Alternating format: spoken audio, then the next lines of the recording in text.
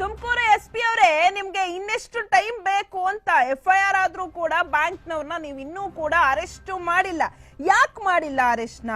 ಸುಗ್ರೀವಾಜ್ಞೆ ಜಾರಿ ಆದ್ರೂ ಇನ್ನೂ ತಪ್ಪಿಲ್ಲ. ಫೈನಾನ್ಸ್ ಗಳ ಕಾಟ, Dvara finance, Muthoot finance, Bajaj finance, Gramakoota finance, IDFC ಫೈನಾನ್ಸ್ ಗಳ ಮೇಲೆ FIR ಆಗಿದೆ. FIR ಆದ್ರೂ ಕೂಡ ಬ್ಯಾಂಕ್ನವರು, ಪೊಲೀಸರು ಯಾಕೆ ಬ್ಯಾಂಕ್ನವ್ರನ್ನ ಅರೆಸ್ಟ್ ಮಾಡಿಲ್ಲ?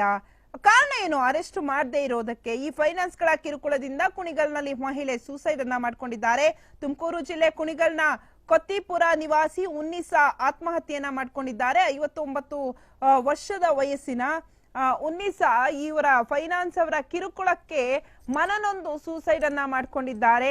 IDFC ಸೇರಿ ವಿವಿಧ ಸಂಸ್ಥೆಗಳಿಂದ ಒಟ್ಟು 12 ಲಕ್ಷ ಸಾಲವನ್ನ ಈಕೆ ಪಡ್ಕೊಂಡಿದ್ರು. ಎಲ್ಲಾ ಬ್ಯಾಂಕ್ ಫೈನಾನ್ಸ್ ಗಳಿಗೆ ಸಮಯಕ್ಕೆ ಸರಿಯಾಗಿ ಕಂತನ್ನ ಕಟ್ತಾ ಇದ್ರು ಈಕೆ. ಆದ್ರೆ 2 ತಿಂಗಳಿಂದ ಹಣಕಾಸಿನ ಮುಗ್ಗಟ್ಟಿನಿಂದ ಕಂತು ಬಾಕಿ ಉಳ್ಕೊಂಡಿತ್ತು. ಸೊ ಕಂತು ಬಾಕಿ ಇಟ್ಟಿದ್ದಕ್ಕೆ ಮನೆಗೆ ಬಂದು ಫೈನಾನ್ಸ್ ಸಿಬ್ಬಂದಿ ನಿಂದಿಸಿದ್ರು ಈಕೆಯನ್ನ.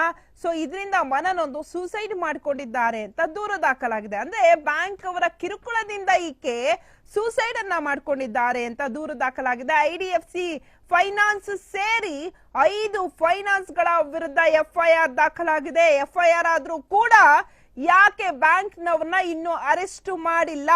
ರಾಜ್ಯದಲ್ಲಿ ಜನರ ಜೀವವನ್ನ ಬಲಿ ಪಡೆದಂತಹ ಈ ಫೈನಾನ್ಸ್ ಗಳನ್ನ ಯಾಕೆ ನೀವು ಬ್ಯಾನ್ ಮಾಡಿಲ್ಲ?